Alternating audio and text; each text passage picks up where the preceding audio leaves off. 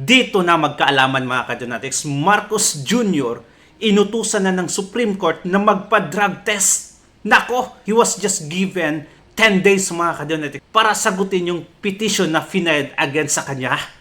Eto, dito na magkaalaman mga kadonatics. Pag Supreme Court na ang mag-uutos sa'yo, wala ka nang magawa kundi sagutin. Magpa-drug test na, eto mga kadonatics, basahin natin yung report. Nako naman. Just in. Alright? Sinong nag-report nito? Luzon News Media. Okay? Luzon News Media mga kadonatics. Ang sabi dito, just in. The Supreme Court has directed President Ferdinand Marcos Jr. to submit his comment within 10 days on a petition seeking to compel him to undergo physical and mental examination, including a hair follicle drug test. Hindi lang basta-basta na drug test mga kadonatics. Hair follicle talaga. Kasi dyan malalaman kahit ilang taon makikita kung gumagamit ka or hindi. The April 10 petition filed by retired military personnel seeks the release of medical reports to confirm the president's fitness and was lodged days before he appeared in Malacanang jogging and doing jumping jacks while dismissing health rumors. Nako, ayan kasi, pasikat ka eh. Pa jumping jacks pa siya, pa jogging pa siya para sabihin mga kadonatics na okay siya. Habang there were days mga kadonatics na talagang tahimik sila. Tahimik talaga, tapos bigla na lang lumabas siya na ganun. Something is wrong. Baka nga may in-inject mga kadonatics na adrenaline eh. Di ba? We don't know. But it can be possible mga kadonatics. Kaya ano kaya ang masasabi ng Malacanang nito? Wala na siyang Supreme Court orders BBM to respond to petition seeking medical drug test. Dapat ka na mag-respond. Ang justifiable response dito is magpa-hair follicle test na siya. Which is, nako, tingnan natin mga kadonatics kung isugal ba talaga ni BBM ang hair follicle test. Kasi mga kadonatics, malalaman at malalaman talaga dyan. Hindi basta-basta mga kadonatics yung ginawa ni President, ni Bongbong Marcos, yung jumping jacks, tapos tumakbo pa siya. Something is very wrong mga kadonatics. If you have not noticed, something weirdly uncanny things that happened during that time. Hindi lang typical na Marcos ang lumabas that time mga kadonatics, ha? Nako. Hindi kaya impersonator? Or anyway, Suntay nagsalita na mga kadonatics. Eto, talagang malalaman natin ang katotohanan. Ha? Kahapon kasi sa hearing ay maganda yung mga tanong ni Suntay mga kadonatics at ngayon in-interview siya kung sa naganap kahapon at eto ang ganda ng mga pinagsasabi niya mga kadonatics at panoorin nyo. Ito nagiging paraan para to create a media narrative para sa mga tao. Opo. Kasi kung talagang may kaso, then sabi naman ni Senator Tito Soto, handa na sila to convert the Senate into a impeachment court. Di ibato na lang doon sa Senado and doon natin tignan kung mag-a-appeal si Vice President o kung anong depensa ang ilalagay niya. Because the trial proper naman, dyan naman mangyayari sa Senado, hindi naman dito sa House dapat. Congressman, attorney, ano po ang inyong key takeaways sa naging pagdinig kahapon? Lalo na, sir, doon sa mga bintang pinalalabas na propaganda na bilyonaryo pala itong si VP Sara Duterte, sir. Well, alam mo, clarify nga natin sa AMLA kasi may present sila doon at parang pag tinignan mo nga, kagaya sinabi ko doon sa hearing, parang nakakalula dahil billion piso yung pinakita nila na total amount na pumasok raw o transactions na nangyari. Pero clarify natin yan kung paano ba nila binibilang yung transaction amount at kung paano kinukuha yung total. Lumabas naman, sinabi ng tiga-AMLA na every time may pumapasok na pera, for example, 500,000. Ginawa ko yung amount na 500,000 kasi dun sa under our law, banks are obligated na i-report sa AMLA every time merong amount 500,000 or above na pumapasok sa isang account. So it does not Yes. mean, hindi ibig sabihin suspicious yung amount o may kababalaghan na nangyayari na pagka ni-report sa AMLA ng bangko. Basta 500,000 and above ang amount na pumasok sa account mo o sa account ko, ibig sabihin yan kailangan i-report sa AMLA. So every time may pumapasok sa account na 500,000, i-report sa AMLA. Pagka yung pumasok na 500, ibinalik mo, then that's another transaction. Hindi ibig sabihin, may 1 million na movement na dun sa account mo. Pag binalik ngayon sa iyo yan, another transaction na naman yon. So kunyari, binalik sa iyo ulit yung 500. Ganito kunyari, meron akong nakitang auto na Toyota Corolla at binayaran ko yung Toyota Corolla worth 500,000 pesos. So, i-report kayo yan na merong 500,000 pesos na pumasok sa aking account. Ngayon, pagka yung Toyota Corolla, naisipan kong ibenta at 550,000 at may bumili nito, ako ng 550,000, ibig sabihin, meron ng 1,050,000 na pumasok sa account ko. Ngayon, kunyari, may nakita akong Makes sense. auto na naman worth 1 million at yung 1,050,000 sa account ko, pinambayad ko yung 1 million doon, di ibig sabihin, 2,050,000 na ang pumasok sa account ko. So alam mo, palubo ng palubo yun, but it doesn't mean na yung pera na nasa account ay lumalaki. Same amount lang mga kadunatics. Inflow and outflow lang. Tinotal nila, kung pumasok na 1 million mga kadunatics, nakatotal yan. Okay, 1 million ang pumasok dito sa account na to.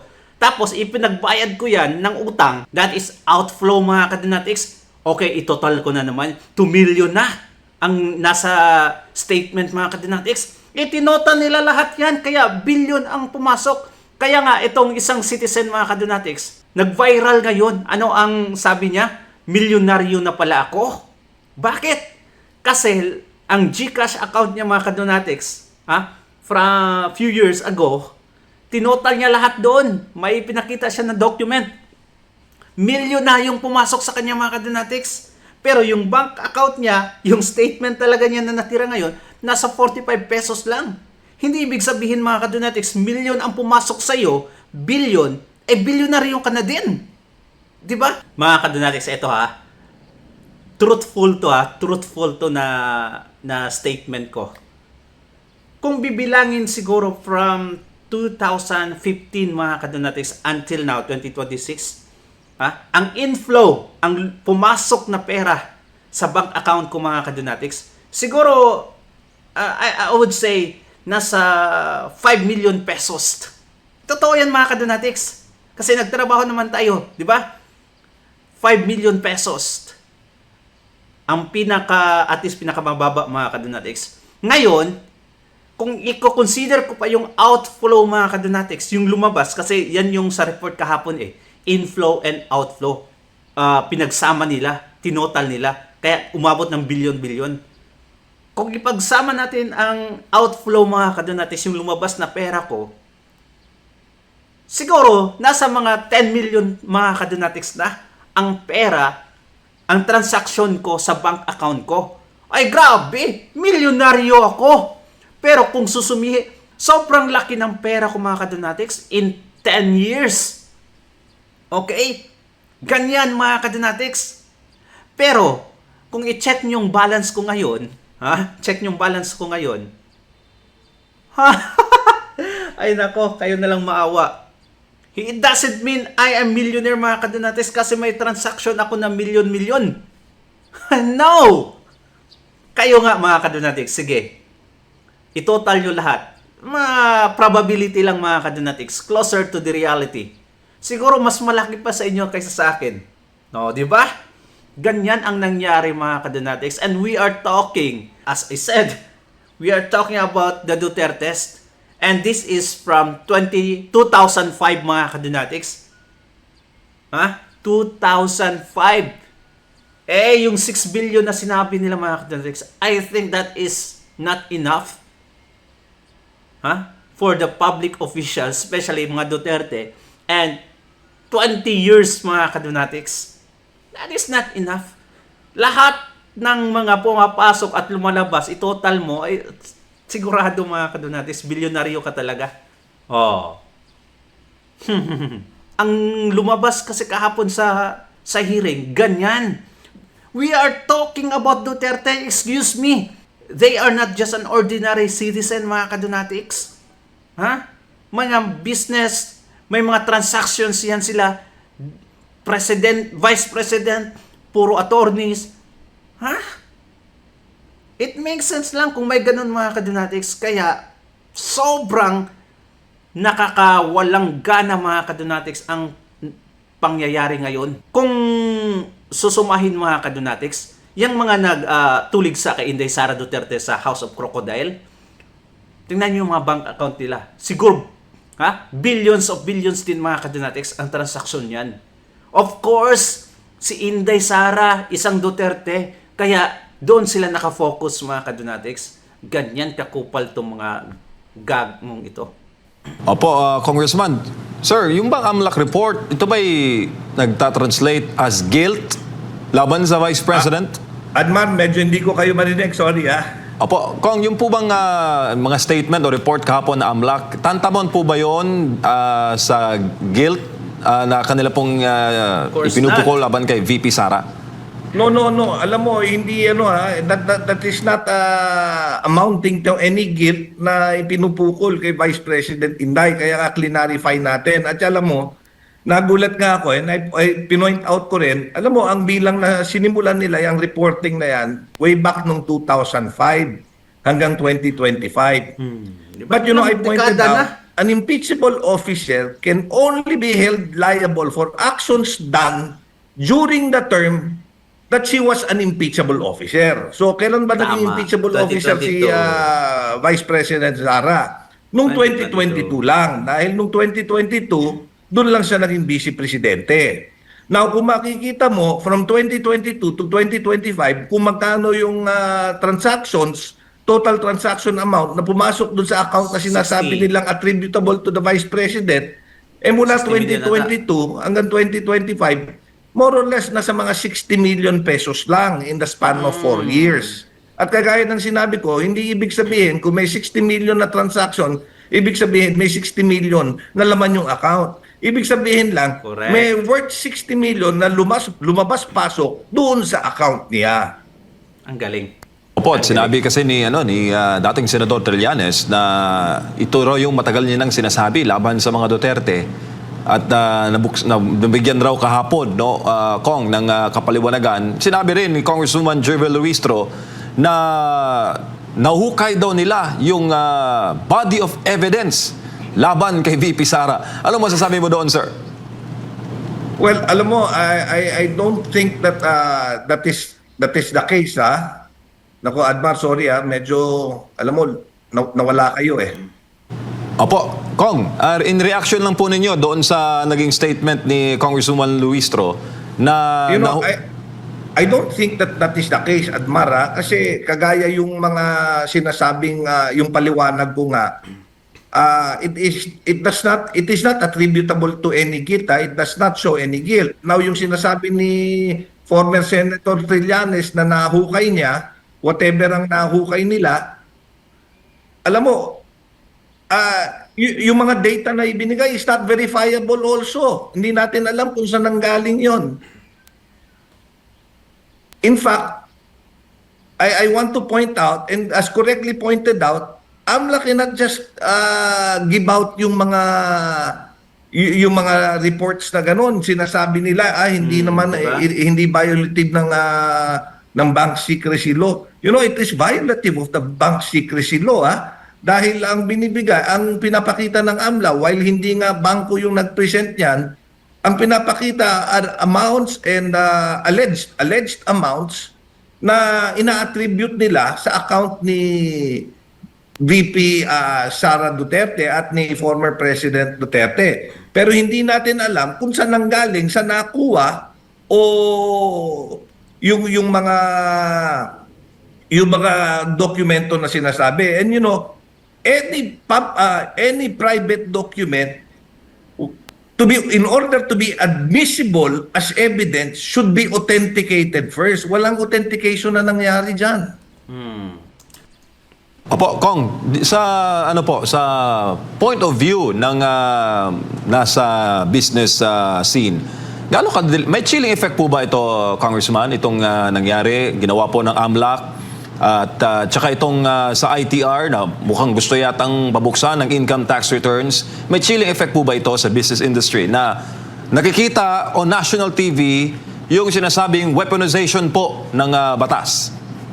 Yes, of course. Alam mo, may chilling effect yan. Dahil alam mo, ang mga investors, both local and foreign, nag-i-invest sa atin bansa yan because they rely on on policies like and laws like the bank secrecy na hindi basta-basta mabubuksan o maipapakita kahit kanino yung mga financial transaction ng isang negosyante, ng isang negosyo, business interest. Pero pagka ganyan pala, that anything baguhin, then that carries a chilling effect, MJ. Opo, Kong, magandang umaga. Si Admar po ito, no? Sinabi po ng Korte Suprema sa kanilang dalawang desisyon, kaugnay nga dito sa impeachment, yung unang impeachment ni Vice President Sara Duterte na dapat mayroong due process. Sa tingin niyo po, nasunod ito kasi ginigiit din ng chairwoman ng House Committee on Justice na may due process. Simula na mag-umpisa ang impeachment process panibago dito laban kay Vice President Sara Duterte. Nasunod ba ito or mas lalong naabuso po?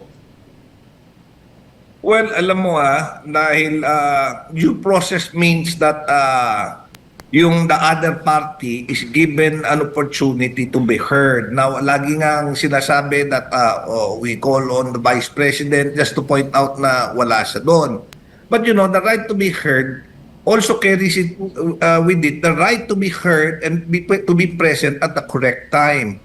Now, ang preliminaries ang ginagawa namin dyan sa House of Representatives, ibig sabihin yan, we are at the investigation stage to determine sufficiency in form and in substance, and if there is any impeachable grounds. So, the right of the Vice President to be present and to confront her witnesses pagdating sa Senado yan. Dahil doon naman yung trial proper. So, At eto mga kadinatis, may bagong channel tayo na Moto Politico. While mga kadinatis na minsan naboboard kayo na, kasi wala kayo nakikita, kundi yung mga negatibo lang yung naririnig nyo. Kaya eto, gumawa tayo ng Moto Politico na kung saan you will still discuss a touch of politics and motor ride at the same time para naman mag-iiba yung perspective natin. At kayo naman, habang nakikinig sa mga balita, meron din kayong makikita ng mga good scenery. Please subscribe and visit Moto Politico. Kita-kita tayo doon. Maraming salamat mga kadonatics. Bye-bye. Hindi ibig sabihin na pagka hindi siya nag-a-attend dito sa proceedings sa House, ibig sabihin wini-waive na niya yung right niya to be present at the right time. Possible din po ba na kaya pinagbigyan yung lahat ng mga nag-aakusa dito kay Vice President Sara Duterte kasi tingin nila parang hindi uusad itong impeachment pa Senado? Well, posible rin yun, pero alam mo, as we pointed out, pino-point out ko nga that dapat yung mga usapin nga nung hearing should have been limited to what was contained in the affidavit. Yun lang dapat ang pag-uusapan kung ano nung sinubmit. Pero alam mo, expanded na yung ginawa kagaya yung presentation nung AMLAC. Hindi naman nakalagay sa affidavit dun sa complaint specifically kung ano ang mga transactions which were which were a matatawag natin illegal transaction. It was never pointed out doon sa affidavit. Pero ang ginawa, pinag-present yung AMLAC ng lahat ng transaction na pumapasok sa o magiging attributable kay Vice President. So in-expand na. So ito nga yung tinatawag parang fishing expedition. Now, kita mo yung testimony ni Madriaga. Si Madriaga in the early 1990s was convicted for kidnapping. Tapos nung 2020s ulit. In fact, alam ko, ni-raid pa nga yung meron yan lugar sa Laguna na ni-raid na nahanapan ng mga baril. Tapos noon, ginawa siyang parang star witness sa Kongreso, parang binigyan ng credibility, polluted source. Under the rules of evidence, sa rules of court natin, sa 132, Rule 132 ng rules of court, alam mo yung mga statements coming from masasabi natin polluted source should be taken up with severe caution na pag-iingatan dahil nga it comes from an untrusted source. Pero ito hindi lang binigyan ng credibility, hinayaan pang i-expand dahil 'di ba hinayaan siyang mag-file ng supplemental affidavit na yung unang affidavit pinayagan siyang mag-file ng isa pang affidavit na mas pinalawak pa yung unang affidavit na naka-attach dun sa complaint. At saka parang kaduda-duda naman, isipin mo, napakahusay naman itong tao na ito, convicted na ng lower court for kidnapping. Tapos yun, while ito nga napawalang sala yata on appeal, pero isipin mo, naging agent pa siya ng NBI, parang naging agent pa siya ng ISAC, naging close consultant siya ng former President Duterte, naging consultant siya sa security concerns ng Vice President. Napakahusay niya. Ang dami niyang naging posisyon. Naging trainer pa siya ng BSPG. Naging trainer ng mga PSPG. Parang ang galing-galing naman niya.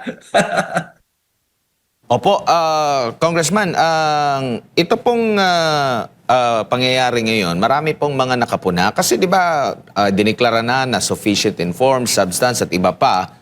Bakit ngayon pa parang kumpiyansa na nga sila? Kung pagbabasihan yung statement ng chairwoman, sa magkasunod nitong hearing, talagang kumpiyansa silang may kasalanan ang pangalawang Pangulo. Pero ang tanong nila, bakit nagkakaroon pa ng ganito? Diniklara na nila ng sufficiency.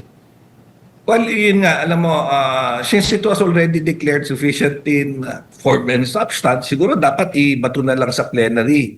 Pero ang sinasabi nga nila, dahil raw dun sa bagong ruling ng Supreme Court kung saan kailangan bigyan ng opportunity ang Vice President to give her side, kailangan i-determine yung sufficiency in grounds that there is indeed an impeachable case. Pero kagaya ng pagpuna ng ilan, parang ito nagiging paraan para to create a media narrative para sa mga tao.